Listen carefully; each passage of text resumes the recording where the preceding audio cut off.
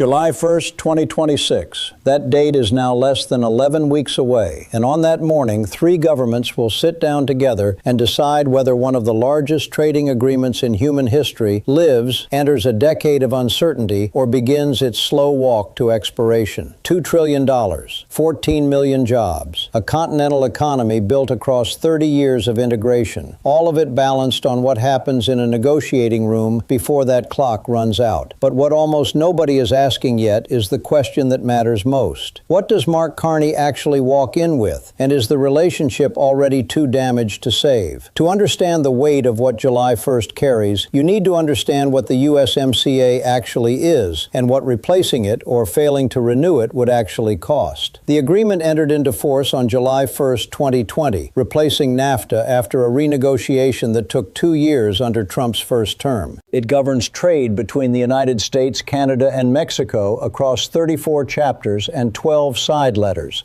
covering everything from automotive rules of origin to dairy market access, digital trade, labor standards, and dispute settlement. Together, the three USMCA nations represent approximately 30% of global GDP. According to Baker Institute analysis, various sectors across the regional trade relationship drive 56.2 million total jobs. Former U.S. Trade Representative Carla Hills, who negotiated NAFTA for the United States in the early 1990s, has estimated that 14 million jobs depend directly on North American trade. The automotive industry alone is the most visible illustration of how deeply woven this relationship has become. A single vehicle assembled in Michigan or Ontario may contain an engine built in one country, a transmission from another, electronics from a third, with parts crossing the border up to 8 times before the car reaches a showroom. That is not supply chain complexity as an abstract concept. That is how most North American vehicles are actually built. The USMCA preserved and in some ways deepened this integration. And it came with a feature that NAFTA never had. Under Article 34.7, the agreement contains what trade experts call a sunset clause. By July 1st, 2026, all three governments must decide whether to extend the USMCA for 16 more years, enter a cycle of annual reviews, or allow the agreement to eventually expire in 2036. This was not a technical curiosity buried in the fine print. It was a deliberate mechanism, inserted by the first Trump administration in 2018, to ensure the United States would always have a returning moment of leverage. What nobody fully anticipated is that the same administration that created that leverage would be the one wielding it with this particular set of geopolitical circumstances surrounding it. But here is where the story becomes genuinely complicated, because the path to July 1st has not been a straight negotiating corridor. It has been a road full of detours, blow-ups, and unexpected turns. After Carney won the Canadian election in April 2025, he moved quickly to position Canada as a serious negotiating partner. He met Trump at the White House on May 6, 2025. He committed Canada unconditionally to NATO's 2% of GDP defense spending target and pledged to reach 5% by 2035. He canceled the digital services tax that had irritated Washington. He directed Canada's national defense minister to engage with Trump's proposed Golden Dome missile defense system. He passed security legislation giving intelligence services expanded powers. He told Canadians publicly he was working constructively toward a deal. For a brief period in mid-2025, the signs were encouraging. Trade talks were progressing. A 30-day deal deadline was announced at the G7 in Kananaskis, Alberta in June, but the relationship kept hitting walls. Trump raised the tariff rate on Canadian goods to 35% in August 2025, citing retaliatory tariffs Canada had itself imposed, supply management in the dairy sector, and claims about fentanyl crossing the northern border. That last point is worth pausing on. According to verified data, less than 1% of fentanyl entering the United States comes from Canada. The opioid crisis that has killed over 100,000 Americans annually is overwhelmingly fueled by drugs crossing from Mexico. Carney's government pointed this out repeatedly. It did not move the needle in Washington. And then came October. Ontario Premier Doug Ford ran a television advertisement during the World Series featuring archival footage of Ronald Reagan criticizing protectionism. Trump was incensed. He shut down trade talks. Carney apologized personally, telling reporters he had seen the ad in advance and would not have run it. The damage was done. According to reporting at the time, the U.S. ambassador to Canada stated that negotiations to end tariffs on Canadian exports had completely halted since that fall. That is where things stood as the calendar turned to 2026. The formal USMCA joint review process launched on March 18, 2026, but in a form that raised immediate concerns. Rather than beginning as a trilateral negotiation with all three parties at the table simultaneously, it launched bilaterally, with the United States and Mexico beginning discussions first. Canada was not part of that initial opening. CSIS noted in its April 2026 analysis that the review had launched narrowly scoped, without text on the table, and with less than 4 months before the July 1st statutory decision date. That is an extraordinarily compressed timeline for a negotiation of this complexity. For comparison, the original USMCA negotiation took 2 years of intensive back and forth, and all parties broadly wanted to reach a deal. U.S. Trade Representative Jamieson Greer had already signaled to Congress in December 2025 that he was not prepared to recommend renewal to the President without changes. That phrase carries enormous weight. It means the United States' opening position is not extension of the existing agreement. It is extension conditional on concessions it has not yet specified in full. The issues Washington is pushing are real and substantive. Rules of origin in the automotive sector, where the current requirements demand 75% North American content and 40 to 45% of production value made by workers earning at least $16 an hour.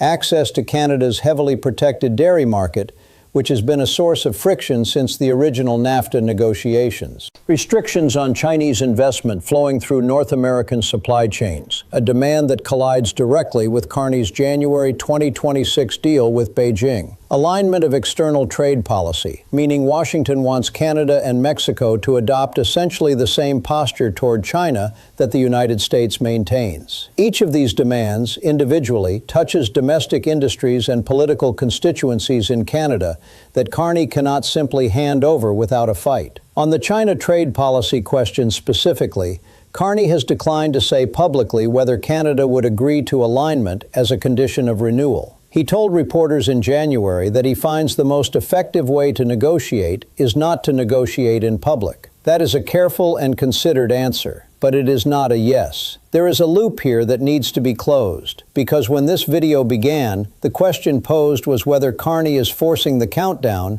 or responding to one already in motion. The answer, based on the documented record, is more nuanced than either framing suggests.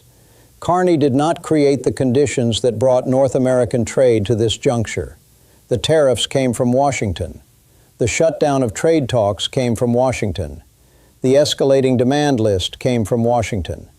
What Carney has done is refused to accept those conditions passively and has made choices, the China deal being the most visible one, that changed the negotiating environment in ways that neither side fully controls now. His government has made concessions. It dropped the digital services tax. It increased defense spending. It passed security legislation. It apologized for an advertisement it did not even run. But it also signed a deal with China while trade talks with Washington were frozen. And now, as the Brookings Institution and CSIS and the Baker Institute all note in their 2026 analyses, Washington is using the USMCA review as the primary venue to extract the concessions it can no longer reliably secure through the tariff weapon after the February 2026 Supreme Court ruling that struck down the IEEPA tariff authority. The legal landscape shifted, but the demands did not. And Carney has admitted publicly there is little evidence Canada will secure a deal that does not involve some continued tariffs. That is a significant concession of the baseline. The question of what Canada can give that it has not already given, and whether what it gives is enough to satisfy an administration that has repeatedly moved the goalposts, is the question that July 1st will begin to answer. To appreciate what is actually at stake if July 1st produces not a clean renewal, but a descent into annual reviews, or worse, you need to understand what the uncertainty itself costs, even before any agreement collapses entirely. Companies planning manufacturing investments in North America require a planning horizon of 10 to 15 years. They need to know that the rules governing cross-border trade of their components, the tariff classifications that determine their costs, the labor requirements that shape their facility design, will be stable across that horizon. When those rules are uncertain, the investment decisions do not simply pause, they redirect. According to a February 2026 survey by the German Chamber of Commerce and Industry, 50% of German companies with U.S. business plan to invest less or postpone investment in the United States in response to tariff policy uncertainty. That is not because Germany and the U.S. are in a trade war. It is because uncertainty itself is a cost that rational companies price into their decisions. Apply that logic to the automotive sector specifically, where components cross the border up to 8 times, and where a single production line relies on supply relationships built over decades, and the investment cost of sustained USMCA uncertainty becomes enormous. The CSIS 6 Scenarios analysis, published in April 2026, identified what it calls the base case, a painful extension, with negotiations stretching into late 2026 or beyond, concentrated on autos, energy, China-related disciplines, and enforcement architecture. In this scenario, the USMCA survives, but only after Canada and Mexico make concessions that are individually costly, and the negotiation itself causes investment delays and supply chain disruption that ripple through both economies for the duration. The second scenario CSIS identifies as plausible is serial annual reviews. In this path, no deal is reached on July 1st. The USMCA enters a cycle of yearly renewal decisions, and the agreement stays technically in force, but under what CSIS describes as a cloud of sustained uncertainty that discourages long-term investment bets on North America. For Mexico and Canada, this scenario might be calculated as preferable to accepting demands that are domestically untenable, in the hope that a future American administration approaches the relationship differently. The third plausible scenario is bilateral separation, where the trilateral framework breaks down into separate U.S.-Mexico and U.S.-Canada arrangements with different terms. The BSI analysis noted in April 2026 that there is growing speculation about a bilateral deal between the U.S. and Mexico that could sideline Canada, though it described this as an outlier scenario. What all three scenarios have in common is that they are more expensive, more disruptive, and more damaging to long-term North American competitiveness than a clean renewal would be. The Baker Institute put it clearly: losing 30 years of economic integration at a time of increased global uncertainty, economic fragmentation, and heightened geopolitical confrontation would be damaging for all three countries. And yet, based on everything the evidence shows about where negotiations currently stand, a clean early renewal appears, in the words of CSIS, increasingly unlikely. As of the week this script was recorded, on April 20th, 2026, here is what the factual record shows.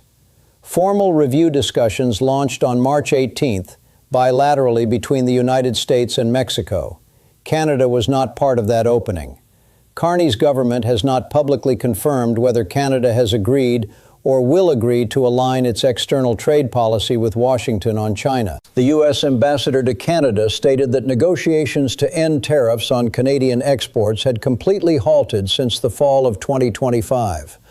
Carney himself admitted in a public address on April 19th that the United States has fundamentally changed its approach to trade, raising tariffs to levels last seen during the Great Depression, and told Canadians plainly, we cannot rely on one foreign partner. The review has less than 11 weeks to produce a decision. There is no text on the table. The demands are expansive. The political atmospherics are charged. And Carney has told the world, in language that could not be more direct, that the old relationship with the United States, a relationship based on steadily increased integration, is over. What replaces it is still being negotiated. What July 1st will determine is not whether that transformation has happened. It has. What July 1st will determine is the terms under which the three nations of North America continue to do business with each other while that transformation unfolds. The countdown is not a metaphor. It is a calendar date, 11 weeks. And what happens in those 11 weeks will shape the trade architecture of this continent for the decade ahead. Whether that shape resembles anything like what came before is the question nobody, not in Ottawa, not in Washington, not in Mexico City, can yet answer with certainty.